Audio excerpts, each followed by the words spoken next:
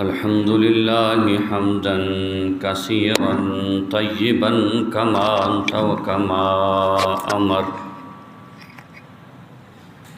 وكما تحب وترضى عدد ما تحب وترضى.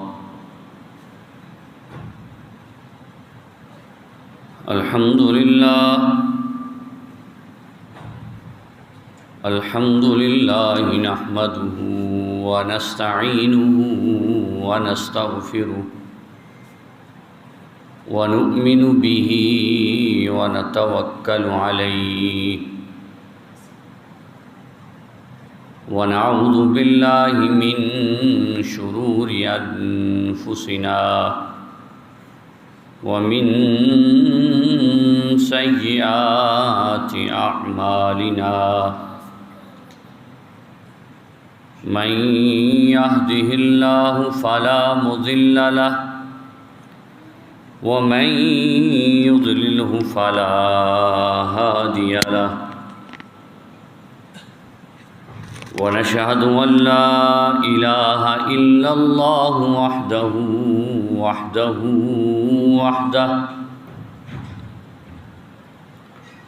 وحده لا شريك له ولا نظير له ولا مشير له.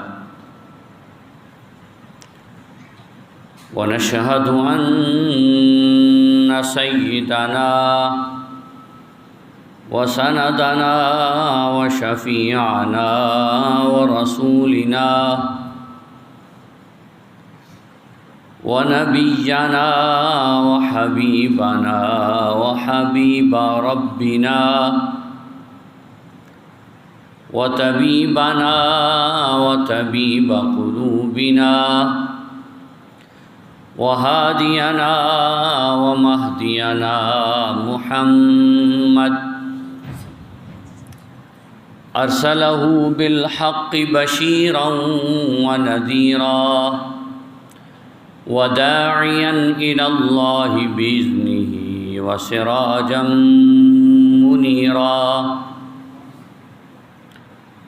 والصلاة والسلام على آله وأصحابه وأزواجه وبناته أجمعين وعلى الذين اتبعوه بالإيقان.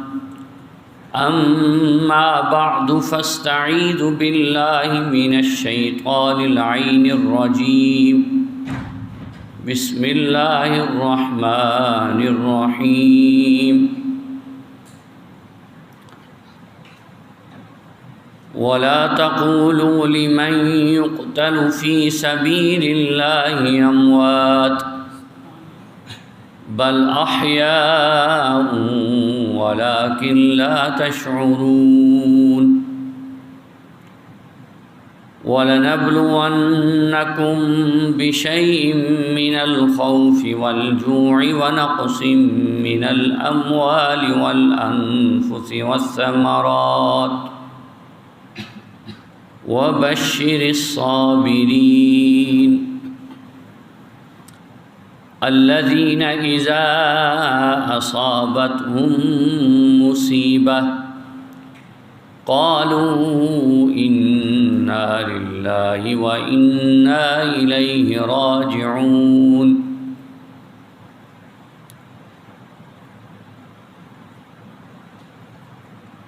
وفي حديث قال النبي صلى الله عليه وسلم الحسن والحسين سيدا شباب أهل الجنة. وفي حديث قال النبي صلى الله عليه وسلم إن الحسن والحسين هما ريحانايا من الدنيا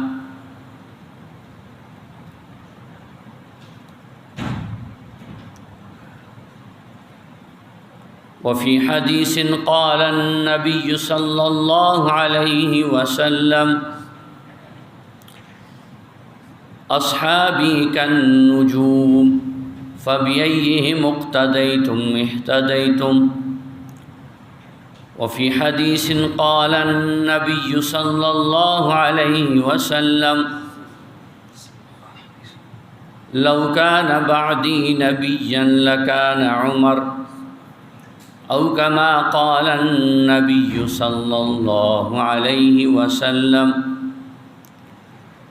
إن الله وملائكته يصلون على النبي يا أيها الذين آمنوا صلوا عليه وسلموا تسليما. بابا زبران درشی پڑھ.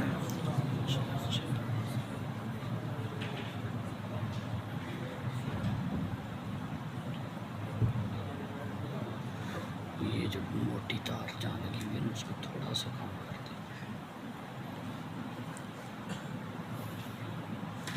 اللهم صل على سيدنا ومولانا محمد وعلى آل سيدنا ومولانا محمد وبارك وسلم وصل عليه كما تحب وترضى عدد ما تحب وترضى.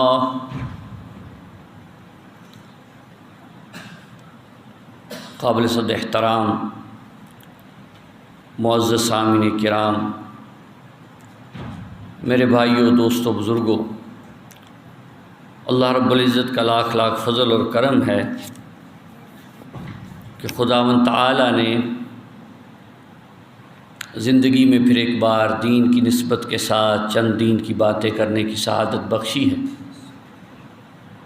بارگاہ خداوندی میں یہ التجا ہے اللہ رب العزت اپنے اکابر کی طرح قرآن و سنت کے مطابق بات کرنے کی توفیق عطا فرمائے.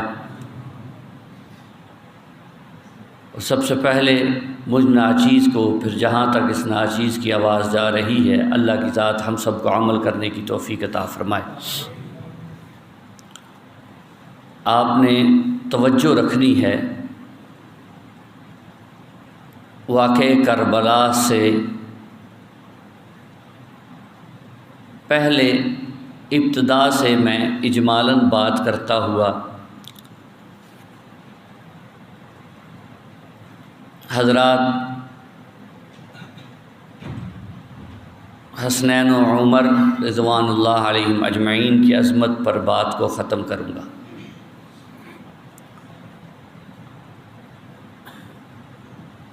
نبی کریم صلی اللہ علیہ وسلم کے یار غار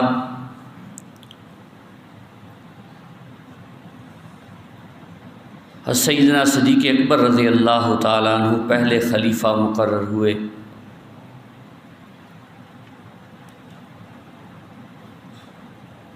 سیدنا صدیق اکبر رضی اللہ تعالیٰ عنہ کی وفات کے بعد،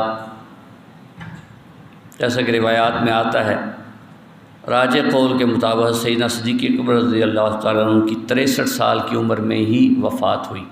جیسے نبی کریم صلی اللہ علیہ وسلم نے اس دنیا سے پردہ فرمایا،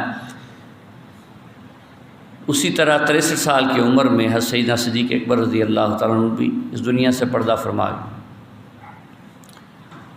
حضرت سیدنا صدیق اکبر رضی اللہ تعالیٰ عنہ کے بعد خلیفہ دوم امیر المؤمنین حضرت عمر بن الخطاب رضی اللہ تعالیٰ عنہ خلیفہ مقرر ہوئے. حضرت سیدنا صدیق اکبر رضی اللہ تعالیٰ عنہ کے بعد حضرت عمر بن الخطاب رضی اللہ تعالیٰ عنہ کے زمانے میں بہت فتوحات ہوئیں اور اسلام کا ایک دبدبہ قائم ہوا. مختصراً کہ کفار بھی یہ لکھنے پہ مجبور ہوئے کہ اگر ایک عمر اور ہوتا تو اس کرۂ ارض پہ اسلام کے علاوہ کوئی اور مذہب نہ ہوتا. 22 لاکھ مربع میل پہ ایک ایسی عظیم حکومت قائم کی اور وہ نظام دے کر گئے کہ آج تک اپنے تو اپنے غیر بھی ان کا نظام لے کے چل رہے ہیں. حضرت عمر رضی اللہ عنہ کی شہادت ہوئی اور سیدنا عمر بن الخطاب رضی اللہ تعالیٰ عنہ کے بعد خلیفہ سوم اس امت کے سب سے بڑے مظلوم حضرت عثمان ابن عفان رضی اللہ تعالیٰ عنہ تیسرے خلیفہ مقرر ہوئے۔ حضرت سیدنا عثمان رضی اللہ تعالیٰ عنہ کے ابتدائی زمانے میں بھی بہت فتوحات ہوئیں، آخری عرصہ میں بہت آزمائشیں آئیں، حتیٰ کہ حضرت عثمان ابن عفان وہ شخصیت کہ جس نے رسول اللہ صلی اللہ علیہ وسلم کے ایک ایک اشارے پہ اتنا مال نچھاور کیا کہ قیامت کی صبح تک ایسا غنی کوئی دکھا نہیں سکتا۔ لوگ حاتم طائی کو سخی کہتے ہیں، میں کہتا ہوں کہ عثمان ابن عفان کی سخاوت کے سامنے حاتم طائی کی سخاوت حضرت عثمان کے پاؤں کے تلے آنے والے ذرے کے برابر بھی نہیں۔ حضرت عثمان رضی اللہ عنہ کی شہادت ہوئی۔ حضرت عثمان ابن عفان رضی اللہ عنہ کے بعد خلیفہ چہارم امیر المؤمنین حضرت سیدنا علی ابن ابی طالب حضرت علی کرم اللہ وجہ خلیفہ مقرر ہوئے۔ یہ جرت کا پہاڑ اور عجز اور انکساری کی انتہا، اور خلیفہ چہارم حضرت علی کرم اللہ وجہ کہ جن کے چہرے کو اللہ نے منور بنایا، وہ علی کرم اللہ وجہ کہ اللہ نے رسول اللہ صلی اللہ علیہ وسلم کی زندگی میں حضرت علی کرم اللہ وجہ کی کرامت دکھائی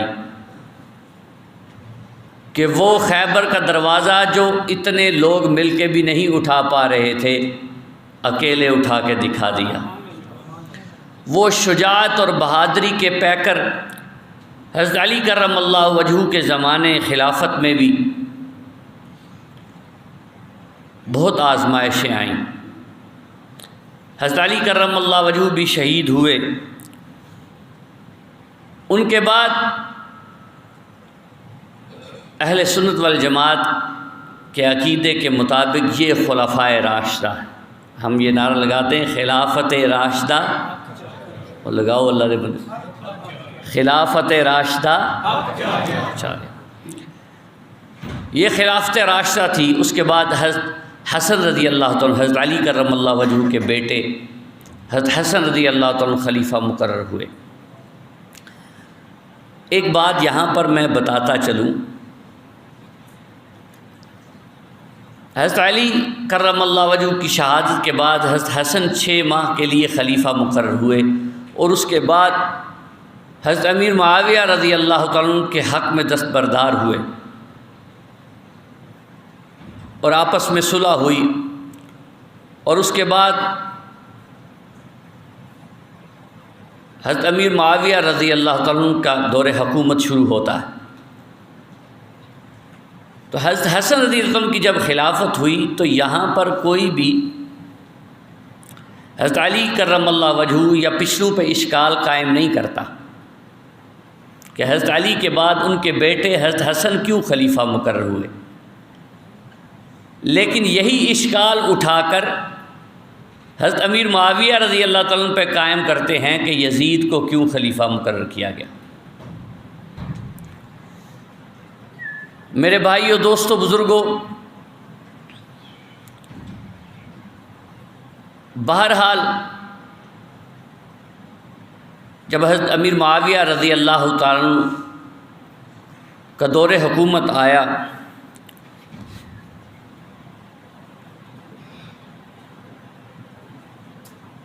یہ وہ مدبر انسان تھے کہ پہلے 5 سال تک مسلمانوں کی آپس میں جنگیں ہو رہی ہیں، اور اتنی آزمائشیں آئیں کہ آپس میں جنگیں ہوئیں، شہادتیں ہوئیں دونوں طرف سے، اور صحابہ اس قدر آپس میں محبت کرتے تھے، ادھر آپس میں لڑ رہے ہیں اور رات کو دونوں جنازے اکٹھے پڑھ رہے ہیں، جس سے پتہ چلتا ہے کہ نیت کتنی پیاری تھی، نیت کتنی پیاری تھی کہ ایک آدمی اپنے آپ کو حق پہ سمجھ رہا ہے، اس کے لیے لڑ رہا ہے، لیکن دوسرے کے ساتھ محبت یہ ہے کہ رات کو اس کے جنازے میں بھی ہے۔ اللہ اکبر کبیرہ۔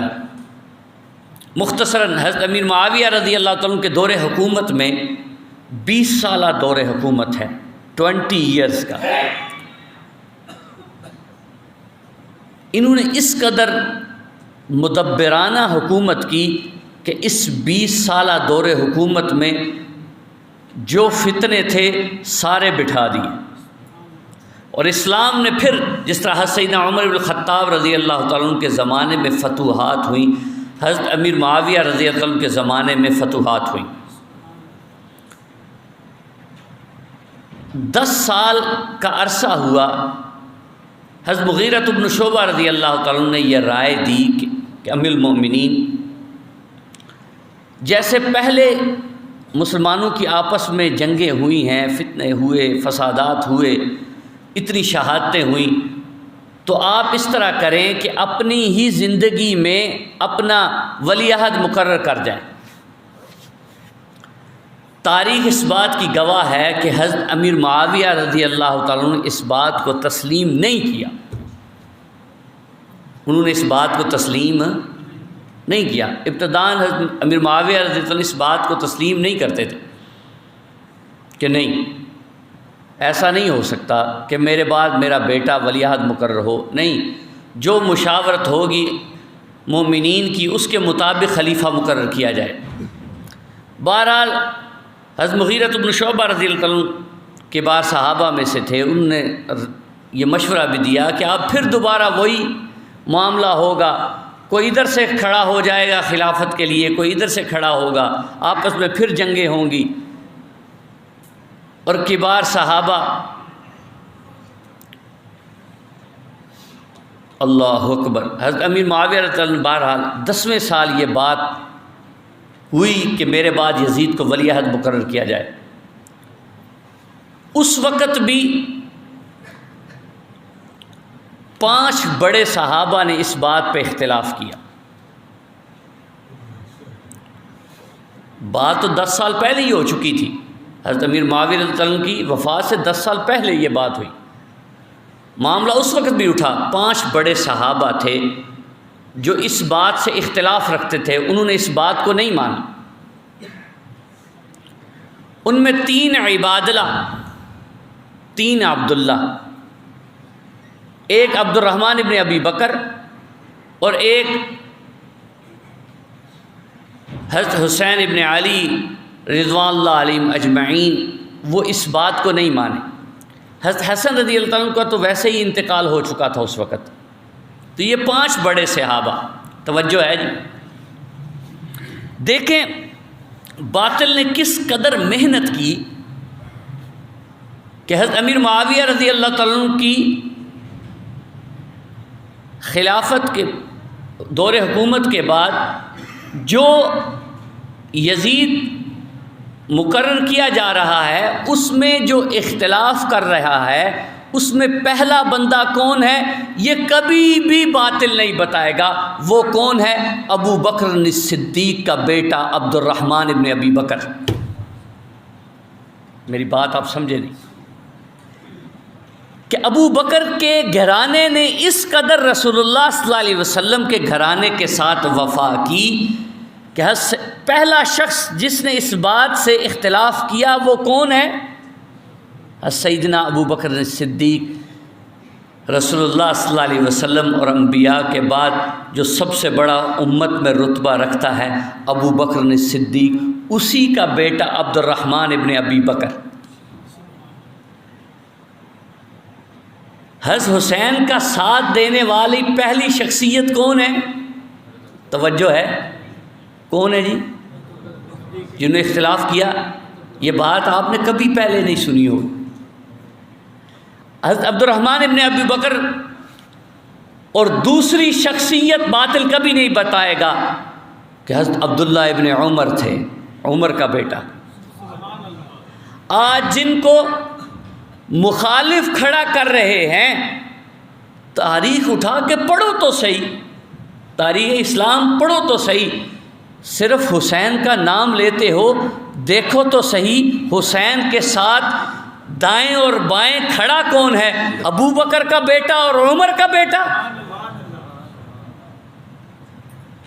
تاریخ اسلام اٹھا کے دیکھو تو صحیح کہ حسین کے ساتھ کھڑا کون ہے؟ دائیں دیکھو تو ابو بکر کا بیٹا اور بائیں دیکھو تو عبداللہ ابن عمر، عمر کا بیٹا۔ تو 5 شخصیات جنہوں نے اختلاف کیا، پہلے کون؟ عبد الرحمن ابن ابی بکر، دوسرے کون؟ عبداللہ ابن عمر، حضرت عمر رضی اللہ عنہ کے بیٹے، تیسرے کون؟ عبداللہ ابن عباس، حضرت عباس کے بیٹے عبداللہ ابن عباس، نبی کریم صلی اللہ علیہ وسلم کے چچا زاد۔ چوتھے کون؟ حضرت عبداللہ ابن زبیر، حضرت زبیر رضی اللہ عنہ کے بیٹے حضرت عبداللہ ابن زبیر۔ پانچویں کون؟ حضرت حسین ابن علی رضوان اللہ علیہم اجمعین۔ یہ 5 شخصیات ہیں جنہوں نے اختلاف کیا کہ ہم اس بات کو نہیں مانتے۔ جب یزید خلیفہ مقرر ہوا تو اس وقت حضرت حسن رضی اللہ عنہ اس وقت تک وفات پا چکے تھے، اور حضرت عبد الرحمن ابن ابی بکر، حضرت ابو بکر رضی اللہ عنہ کے بیٹے جو تھے، یہ بھی انتقال کر چکے تھے، پیچھے 4 بندے رہ گئے۔ اور ایک بات یہ دیکھیں کہ یہ 5 شخصیات تھیں جنہوں نے حضرت امیر معاویہ رضی اللہ عنہ کے ساتھ اختلاف کیا کہ ہم اس بات کو نہیں مانتے کہ آپ یزید کو اپنا ولی عہد مقرر کریں، لیکن حضرت امیر معاویہ رضی اللہ عنہ نے ان 5 کے ساتھ کوئی ظلم، کوئی گرفتاری، کوئی ایسا معاملہ نہیں کیا، کیونکہ اس وقت وہ زندہ تھے۔ ان کا جب معاملہ آئے گا دیکھا جائے۔ کوئی بھی ان 5 شخصیات کے ساتھ، حضرت ابو بکر صدیق رضی اللہ عنہ کے بیٹے، حضرت عمر رضی اللہ عنہ کے بیٹے، اس طرح حضرت عبداللہ ابن زبیر، اسی طریقے کے مطابق حضرت حسین رضی اللہ عنہ کے ساتھ کسی کے ساتھ کوئی معاملہ نہیں ہوا، بلکہ روایات میں آتا ہے اپنے بیٹے کو بلا کر کہا، یزید کو کہا کہ عراق والے تمہیں حسین کے سامنے کھڑا کریں گے۔ اتنے بڑے صحابی تھے۔ کون تھے؟ حضرت امیر معاویہ رضی اللہ عنہ، کاتب وحی، وحی لکھنے والے۔ کون تھے حضرت امیر معاویہ رضی اللہ عنہ؟ کہ رسول اللہ صلی اللہ علیہ وسلم کی زوجہ ام حبیبہ کے بھائی، نبی علیہ السلام کے سالے تھے، کاتب وحی تھے، 20 سالہ دور حکومت، اور اتنا بڑا حکمران اور مدبر انسان۔ انہوں نے معاملے کو بھانپ لیا تھا اور بیٹے کو کہا کہ تمہارے سامنے عراق والے حضرت حسین ابن علی رضوان اللہ علیہ مجمعین کو لائیں گے۔ کہا بیٹے ہماری ان کے ساتھ بڑی قریبی رشتہ داری ہے، اور ان کی رسول اللہ کے ساتھ رشتہ داری، یعنی اپنے بیٹے کو بات کو سمجھا کے گئے۔ لیکن یزید بدبخت تھا کہ اس کے حق سے یہ ظلم ہونا تھا۔ بہرحال میں بات کو آگے لے کے چلوں۔ حضرت عبد الرحمن ابن ابی بکر انتقال کر گئے، 4 بندے رہ گئے۔ کون؟ حضرت عبداللہ ابن عمر رضی اللہ تعالیٰ، دوسرے حضرت عبداللہ ابن عباس رضی اللہ تعالیٰ، حضرت عبداللہ ابن زبیر رضی اللہ تعالیٰ، اور حضرت حسین ابن علی رضی اللہ تعالیٰ۔ یہ 4 صحابہ موجود ہیں۔ جب یہ معاملہ پیش آیا تو پھر ان 4 صحابہ میں سے 2 صحابہ جو تھے ان کی رائے یہ تھی، ان 4 میں بھی اختلاف ہو گیا۔ 2 نے کہا کہ اتنا بڑا معاملہ نہیں کہ ہم خون ریزی کریں اور آپس میں مسلمان لڑ پڑیں، اتنا بڑا معاملہ نہیں۔ ٹھیک ہے، سری کوئی آیت نہیں اتری اس معاملے میں تو خاموشی اختیار کی جائے اور خون ریزی نہ کی جائے۔ ہاں، بات کو کہا جائے کہ ٹھیک ہے یہ بات غلط ہے۔ لیکن 2 صحابہ تھے، حضرت عبداللہ ابن زبیر اور حسین ابن علی رضوان اللہ علیہ مجمعین، یہ 2 صحابہ تھے۔ انہوں نے کہا ہم اس بات کو نہیں مانیں گے اور ہم اس کے خلاف اٹھیں گے۔ بہرحال حضرت عبداللہ ابن زبیر اور حسین رضی اللہ عنہ کا موقف ایک تھا، لیکن حضرت عبداللہ ابن زبیر رضی اللہ عنہ کی رائے یہ تھی کہ آپ مدینہ منورہ میں ہی رہیں، یہیں مدینہ منورہ یا مکہ مکرمہ یہاں حجاز میں رہیں، اور یہاں بیٹھ کر ہم اپنے ساتھ ساتھیوں کو لیتے ہیں اور یہ یزید کی جو خلافت ہے اس کے خلاف اٹھتے ہیں، اپنے ساتھ ساتھی ملاتے ہیں اور یہ معاملہ اٹھاتے ہیں۔ لیکن حضرت حسین رضی اللہ عنہ کا یہ جو رائے تھی وہ اس بات پر مصر تھے کہ نہیں، مجھے کوفہ کی طرف سے خطوط آ رہے ہیں کہ ہم آپ کے ہاتھ پہ بیعت کریں گے، آپ یہاں تشریف لائیں۔ اب حضرت عبداللہ ابن عباس رضی اللہ تعالیٰ یہ حضرت حسین رضی اللہ عنہ کے دونوں طرف سے رشتہ دار تھے، نانکیوں بھی تے دادکیوں بھی، دونوں طرف سے۔ حضرت علی رضی اللہ عنہ کی طرف سے بھی رشتہ دار تھے، حضرت عبداللہ ابن عباس نبی علیہ الصلوۃ والسلام کے چچا کے بیٹے تھے، تو حضرت علی رضی اللہ تعالیٰ بھی رسول اللہ صلی اللہ علیہ وسلم کے رشتہ دار تھے، دو نانکیوں دادکیوں۔ حضرت فاطمہ کی طرف سے بھی رشتہ دار بنتے تھے، حضرت علی رضی اللہ تعالیٰ کی طرف سے بھی رشتہ دار بنتے تھے۔ بات میری سمجھ آ رہی ہے کہ نہیں؟ کہ یہ دونوں طرف سے حضرت عبداللہ ابن عباس رضی اللہ تعالیٰ یہ دونوں طرف سے حضرت حسین رضی اللہ عنہ کے رشتہ دار تھے، اور بڑے بھی تھے، بزرگ بھی تھے، انہوں نے سمجھایا بھی۔ لیکن حضرت حسین رضی اللہ عنہ کی ایک ہی بات تھی کہ نہیں، کیونکہ یہ گھرانہ وفا کا تھا، یہ اہل بیت کا گھرانہ کیا ہے؟ بولیں ذرا، وفا کا تھا، اور ان کے حق میں اللہ نے شہادت لکھی تھی۔ جب ایک قضا ہو چکی تھی، شہادت لکھی جا چکی تھی۔ حدیث میں آتا ہے، حضرت سلمہ رضی اللہ تعالیٰ روایت فرماتے ہیں، مشکاۃ شریف کی حدیث ہے، فرمایا دخلت علی ام سلمہ وہی تبکی فقلت ما یبکی قالت رأیت رسول اللہ صلی اللہ علیہ وسلم یعنی فی المنام۔ ام سلمہ رضی اللہ عنہ فرماتی ہیں کہ میں نے رسول اللہ صلی اللہ علیہ وسلم کو خواب میں دیکھا، فرمایا وعلی رأسہ ولحیتہ التراب، فرمایا میں نے رسول اللہ صلی اللہ علیہ وسلم کو دیکھا کہ ان کی داڑھی اور سر میں مٹی ہے، اور فرمایا فقلت ما لک یا رسول اللہ، میں نے کہا یا رسول اللہ کیا گل ہے؟ فرمایا قال شہدت قتل الحسین آنفا، رسول اللہ صلی اللہ علیہ وسلم نے فرمایا کہ میں اپنے حسین کو اس کی شہید اور جہاں پر شہید کیے گئے ہیں اس جگہ میں دیکھ رہا۔ یعنی ایک بات اللہ کی طرف سے لکھی جا چکی تھی کہ حضرت حسین رضی اللہ عنہ نے شہید ہونا تھا، اور ادھر سے کوفی جو تھے وہ خط پہ خط اور تروڑیاں دے تروڑے خطاں دے بھرے آئے، بوریاں دے بورے۔ ادھر سے حضرت حسین رضی اللہ عنہ نے مسلم بن عقیل کو بھیجا، وہ گئے، وہ جسے اتنے پجے تھے انہوں دے ہاتھے بھی بیعتاں ہوئیاں۔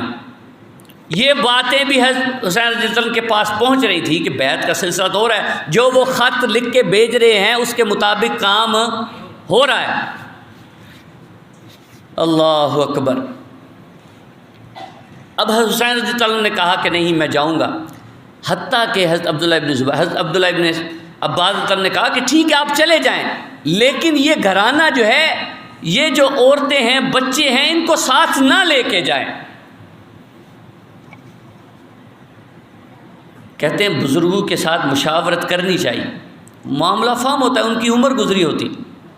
بہرحال وہ کربلا کا مقام، وہ عظیم شہید کی طرف نگاہیں رکھا ہوا تھا کہ یہ وہ جگہ ہے کہ جس کے اوپر یہ مبارک اور طاہر اور پاک خون نے گرنا تھا، اور یہ سانحہ ہونا تھا۔ معاملہ چل رہا ہے، خطوط بھیجے جا رہے ہیں۔ جب یہ معاملہ ہو گیا حسین چل پڑے، رسول اللہ صلی اللہ علیہ وسلم کی وہ مبارک آل اور اہل بیت کا وہ مبارک گھرانہ۔ میں ایک بات نہیں یہاں سنا دوں، حضرت عمر رضی اللہ عنہ، میں نے پہلے بھی کیا آپ کو سنائی ہو۔ ایک دفعہ حضرت حسین رضی اللہ عنہ سے حضرت عمر رضی اللہ عنہ کی ملاقات ہوئی، اور کہا بیٹا کبھی ہمارے پاس بھی آیا کریں، کبھی ہمارے پاس بھی آیا کریں ملاقات کے لیے۔ حضرت حسین رضی اللہ عنہ نے بات کو سنا، ایک دن ارادہ فرمایا کہ ام المؤمنین کے پاس چلتا ہوں اور ملاقات کرتا ہوں۔ یہ گئے، دیکھا تو حضرت عبداللہ ابن عمر، یہ وہی عبداللہ ابن عمر جو حضرت حسین رضی اللہ عنہ کے ساتھ کھڑے ہوئے، یہ وہاں گئے لیکن اجازت نہ ملی تو یہ دروازے سے واپس ہو گئے۔ تو حضرت حسین رضی اللہ عنہ نے مناسب سمجھا کہ جب بیٹے کو اجازت نہیں ملی تو حضرت عمر رضی اللہ عنہ، حضرت امیر معاویہ رضی اللہ عنہ بیٹھے ہوئے ہیں، تو ان کو اجازت نہیں ملی تو میں بھی اجازت نہیں لیتا، یہ واپس چلے گئے، اور انہوں نے اجازت بھی طلب نہیں کی اور واپس چلے گئے۔ پھر کبھی ملاقات ہوئی حضرت عمر رضی اللہ عنہ سے، حضرت عمر نے پوچھا کیا شہزادے ہم نے آپ سے کہا تھا کہ ہماری ملاقات میں کبھی تشریف لایا کریں؟ کہا کہ میں آیا تھا، آپ حضرت امیر معاویہ رضی اللہ عنہ کے ساتھ بیٹھے ہوئے تھے تو آپ کے بیٹے عبداللہ ابن عمر آئے، آپ نے اجازت نہیں دی تو میں نے یہ مناسب سمجھا کہ ان کو اجازت نہیں دی تو میں وہیں سے واپس چلا گیا۔ جملہ سنیے گا حضرت عمر رضی اللہ عنہ نے کیا فرمایا اس کے مقابلے میں، اور اس کے جواب میں حضرت عمر رضی اللہ عنہ نے کیا فرمایا؟ فرمایا انت حق بالاذن من ابن عمر فانما اثبت ما ترى في رؤوسنا اللہ ثم انتم۔ فرمایا اے میرے بیٹے، آپ ابن عمر سے زیادہ حق رکھتے ہیں کہ آپ اجازت کے بغیر ہمارے پاس تشریف لائیں۔ میرا پتر کی ہے، میں تسی حق رکھ دے ہو، میرے پتر تو زیادہ کہ تسی تشریف لے آؤ۔ کیا حیثیت اور کیا مقام دیا۔ اب میرا بیٹا ہے ٹھیک، لیکن آپ زیادہ حق رکھتے ہیں، انہوں نہیں دیتی اجازت، نہیں دیتی، وہ میرا بیٹا ہے، تسی تشریف لے آؤنا۔ تو پھر فرمایا آگے سے حضرت عمر رضی اللہ عنہ کا جملہ سنیے گا، فرمایا فَإِنَّمَا أَثْبَتَ مَا تَرَى فِي رُؤُوسِنَا اللَّهُ ثُمَّ أَنْتُمْ۔ فرمایا یہ جو ہمارے سروں کے اوپر پگڑیاں عزت کی دیکھ رہے ہیں نا آپ، یہ اللہ کے بعد آپ ہی کی وجہ سے تو ہیں۔ تاڑی سبحان اللہ نہیں لکھا۔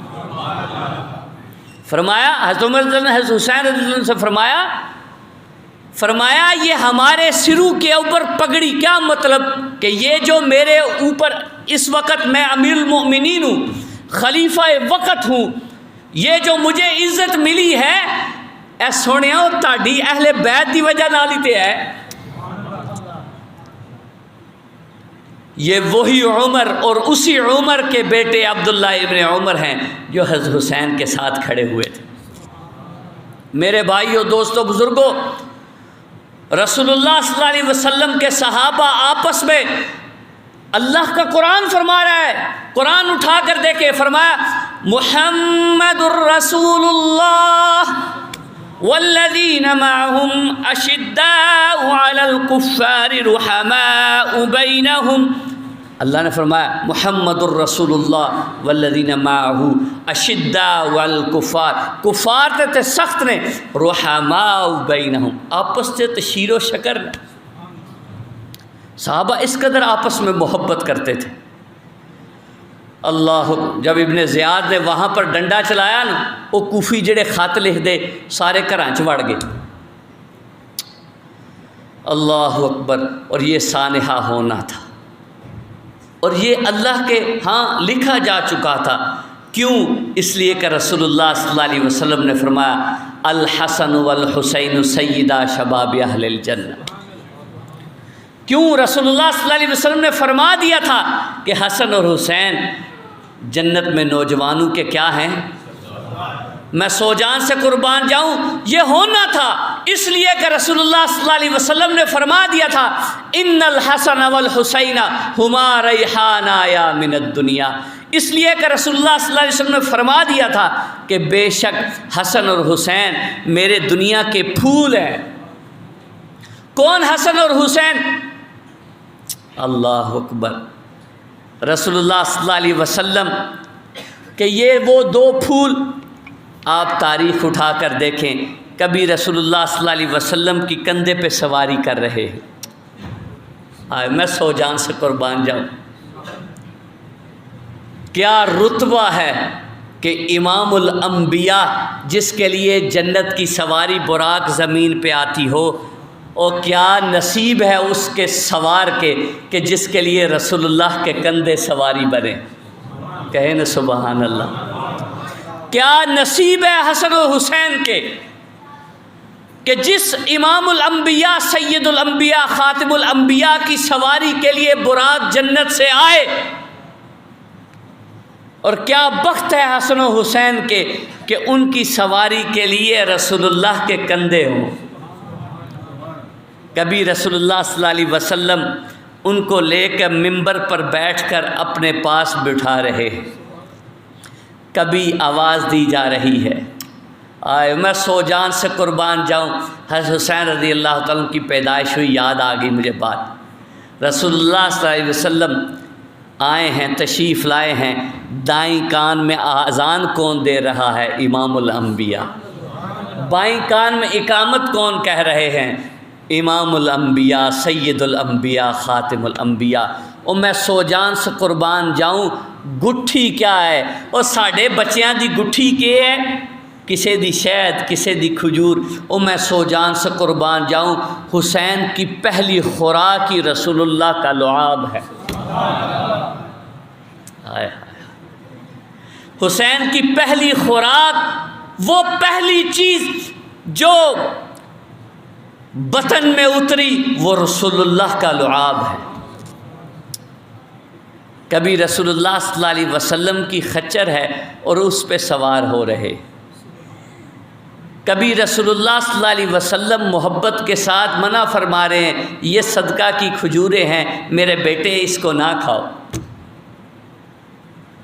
تھوڑی سی عمر ہے، نبی کریم صلی اللہ علیہ وسلم بچوں کو بیعت نہیں فرماتے تھے، اور میں سو جان سے قربان جاؤں حسنین کریمین کی عظمت پر، کبھی حسین کا ہاتھ لے کر اپنے ہاتھ میں اور بیعت فرما رہے۔ میرے بھائیو دوستو بزرگوں، آخری بات کر کے میں ایک گزارش آپ سے کرنی ہے، اس کی طرف جانے لگا ہوں۔ جس شخصیت کو یہ نسبت حاصل ہو کہ اس کے جسد کے اندر رسول اللہ کا خون گھوم رہا ہو، وہ کیا نصیب رکھتا ہوگا؟ کہیں نا سبحان اللہ۔ وہ کیا نصیب رکھتا ہوگا کہ جس کے بطن میں رسول اللہ کا خون گھوم رہا ہو، جس کی رگوں میں رسول اللہ کا خون ہو۔ میں ایک بات نہ کہہ دوں، امی عائشہ صدیقہ رضی اللہ تعالیٰ عنہ پیڑا بنا رہی ہیں، اور پیڑا بنا کے رکھا، رسول اللہ صلی اللہ علیہ وسلم نے محبت میں اس پیڑے کو، ایک پیڑا نبی علیہ الصلوۃ والسلام، حضرت امی عائشہ بھی پیڑے بنا رہی ہیں، رسول اللہ صلی اللہ علیہ وسلم نے ایک پیڑا بنایا، بنا کے رکھا۔ باری آئی نا جب اس پیڑے کی جو رسول اللہ نے بنایا تھا، وہ بنا کر جب روٹی لگاتی ہیں، وہ کچے دا گوکے دا دڑم کر کے پھر اتھی تندوری چ ٹہ پین، پھر لگایا پھر گر گیا، پھر لگایا گر گیا۔ فرمایا یہ روٹی نہیں بن سکتی۔ فرمایا کیوں؟ فرمایا جس کو محمد الرسول اللہ کے ہاتھ چھو دیں اس کو آگ نہیں چھو سکتی۔ اور میں سو جان سے قربان جاؤں حسنین کی عظمت پر کہ حضور جس کو چھو دیں اس کو آگ نہیں چھو سکتی، تو جس کی رگوں میں رسول اللہ کا خون دوڑتا ہوگا اس کا کیا رتبہ ہوگا۔ اللہ کی ذات حسنین کریمین کی درجات کو بلند فرمائے، اور ہمیں حضرات صحابہ کی محبت میں ہمیں بھی رنگ دے۔ اب آخری بات، پچھلے جمعے ایک ساتھی نے چٹ دی جس میں پچھلے جمعے میں نے یہ بات آپ سے گزارش کی تھی کہ یہ جو آپ ٹوپیاں یہاں سے اٹھوا دی گئی ہیں یہ نہ پہنا کریں۔ کیوں؟ اللہ کی ذات قرآن پاک میں ارشاد فرماتے ہیں، میں نے بات اجمالاً سمجھا دی، وقت ہو جاتا ہے تسی گھڑیاں تک دیو، ساڈا دل ہوندا ہے کہ ٹائم دے مطابق ہی گل ہو جائے۔ اللہ کی ذات قرآن پاک فرماتے ہیں یا بنی آدم خذوا زینتکم عند کل مسجد، مختصر 5 منٹ دوں گا آپ کو۔ اللہ پاک قرآن پاک فرماتے ہیں اے آدم کی اولاد، جب مسجد میں جاؤ نا تو زینت اختیار کرو۔ کیا کرو؟ یہ کون کہہ رہا ہے؟ وہ نیلی چھت والا۔ یہ کوئی مولوی صاحب نہیں آدھے پہ کہ جس لئے مسجد آویا کرو تے ٹوپی پگڑی کپڑے زینت اختیار کر کے آویا کرو۔ جتھے 2,500 4,000 دی کرنڈی سوٹ پا کے آمنا ہے تے اٹھے 100-200 دی ٹوپی نہیں لئی جا سکتی؟ کیوں بھائی؟ لی جا سکتی ہے کہ نہیں لی جا سکتی؟ اللہ فرما رہے ہیں اے بنی آدم، اے آدم کی اولاد، جب مسجد میں جاؤ تو زینت اختیار کرو۔ کیا اختیار کرو؟ کہ اچھے کپڑے پہنو، اچھے سے بن کے عطر لگا کر مسواک کر کے نئے کپڑے پہن کر، نئے نہیں تو دھلے کپڑے پہن کر مسجد میں آؤ۔ یہ مسجد کے آداب میں سے۔ کیوں؟ کہ تم اللہ کی بارگاہ میں پیش ہونے لگے ہو۔ آج ہم نے کسی اپنے عزیز رشتہ دار کے گھر جانا ہو تو آپ اس بات کو مناسب سے پہلے تینجو دیا اور ٹوپیاں ہوندیاں پھوڑاں دیاں بڑیاں اور وچوں پارٹیاں دیاں تے وچوں وال بھی باہر آئے ہوندے۔ ہن بھی جو مسجد دیاں ٹوپیاں جڑیاں پئی ہوندیاں نے، کوئی سفید رنگ دیاں کوئی سبز رنگ دیاں، وہ ٹٹیاں بھجیاں پائیاں، کدے کوئی پاندا ہے کدے کوئی پاندا ہے کدے کوئی پاندا ہے۔ بھائی پہلی تو بات یہ سمجھ لے کہ سر ڈھانپ کے نماز پڑھنا رسول اللہ صلی اللہ علیہ وسلم کی سنت ہے۔ رسول اللہ صلی اللہ علیہ وسلم نے جس طرح سنت اپنائی ہے اب اس مطابق پہنے۔ کہ رسول اللہ صلی اللہ علیہ وسلم پاٹیاں ٹوپیاں پائیاں نے یا پلاسٹک دیاں پائیاں نے، یا آپ اس بات کو مناسب سمجھتے ہیں کہ آپ وہ پلاسٹک کی پھٹی پرانی ٹوپی پہن کر آپ کسی شادی میں جائیں؟ مناسب سمجھتے ہیں؟ پرانے میلے کچیلے کپڑے پہن کے جائیں؟ میرے بھائیو دوستو، اس طرح مسجد کے آداب نہ کریں۔ یہ زینت اختیار کرنا آپ کی اپنی ذاتی ذمہ داری ہے۔ مسجد کے اندر آنا، زینت اختیار کرنا۔ اگر آج مسجدوں میں آپ کو ٹوپیاں مہیا کرنے لگے، کل تسی قمیضاں نہ پا کے آؤ تو مسجد تانوں قمیضاں بھی دے گی۔ یہ آپ کا اپنی ذمہ داری ہے۔ میرے بھائیو دوستو، یہ مسجد، یہ مدرسہ، یہ میرے والد صاحب رحمۃ اللہ نے بڑی محبت سے قائم کیا ہے، اور میں بڑی محبت کے ساتھ آپ سے باتیں کرتا ہوں، اور میں یہ بات کرنا نہیں چاہتا لیکن آج ممبر پہ آپ سے کہہ دیتا ہوں۔ میرے باپ نے ساری زندگی فی سبیل اللہ دین کا کام کیا، اور 1 روپے کا بھی میرا والد ذمہ دار نہیں تھا، اور اللہ کے فضل سے میں نے والد صاحب رحمۃ اللہ کی زندگی سے آپ کی خدمت شروع کی، اور اللہ کی رضا کے لیے کر رہا ہوں، کسی بدل کے لیے نہیں۔ اور نہ انسان کو بدلہ دے سکتا ہے، اللہ ہی دے سکتا ہے۔ میں فی سبیل اللہ اس کی خدمت کرتا ہوں، مسجد کے انتظام کا، مدرسے کا، میں 1 روپے کا بھی روادار نہیں۔ یہ جو آپ مسجد کی خدمت کرتے ہیں، یہ آپ ہی کے لیے مسجد پہ لگا دیا جاتا ہے۔ تو میرے بھائیو دوستو بزرگوں، مسجد کے اندر آپ آتے ہیں، اپنی زینت اختیار کریں، اپنے گھر سے تیار ہو کر آئیں۔ 100-200 روپے کی ٹوپی لے سکتے، اختیار کریں، اپنے لیے اچھی سے اچھی زینت اختیار کریں، اللہ کے حضور پیش ہونے لگیں۔ جتنے بہتر انداز سے چمک دمک کے آئیں گے انشاءاللہ تعالی۔ علماء فرماتے ہیں انسان جب سفید کپڑا یا اچھا کپڑا پہنتا ہے تو اس کے اثرات بندے کی طبیعت پہ آتے ہیں، اور جتنا اچھا پگڑی پہنے گا، ٹوپی پہنے گا، شلوار قمیض صاف پہنے گا، جبہ پہنے گا، وہ عبادت کرے گا تو عبادت میں خود بخود خشوع اور خضوع آئے گا۔ برا نہ منائیے گا، آپ نماز میں زینت اختیار نہیں کریں گے، پینٹ پہن کے آئیں گے، آپ اپنی آنکھوں سے کتنے بندے دیکھتے ہیں وہ نماز ادا کر رہے ہوتے ہیں، پیچھے سے ان کا سطر ننگا ہو رہا ہوتا ہے۔ آپ کو پتہ ہے سطر، یہ ناف سے لے کے گھٹنے کے آخر تک یہ سطر ہے، کہ مسئلہ سمجھ لیں آخری بات کر کے بعد. سطر کیا ہے؟ ناف سے لے کے یہ گھٹنے کا آخر یہ سطر ہے. اگر یہ ننگا ہو جائے نماز ٹوٹ جاتی ہے. اور آج کل کا نوجوان طبقہ اس کی عادت وہ تو پینٹ ہی اٹھے پاندہ ہے, وہ تو فیشن ہے, وہ تو نیدے اتنے پینٹ نہیں پاندا, وہ تھلے کر کے پاندا ہے. وہ جس وقت سجدے چ جاندا ہے شرٹ اوپر ہو جاندی ہے پینٹ تھلے ہو جاندی ہے, نماز ٹوٹ جاندی ہے. ہم جب کہتے ہیں کہ سطر کا اہتمام کرو, لو جی ہوں پینٹ شرٹ سے نماز نہیں ہوتی, وہ بھائی سطر تو ڈھانپو نا, سطر نہیں ڈھانپو گے نماز نہیں ہوگی. یہ وہ مسائل ہیں جن کا اہتمام ضروری ہے. اللہ کی ذات مجھے بھی اور آپ حضرات کو عمل کرنے کی توفیق عطا فرمائے.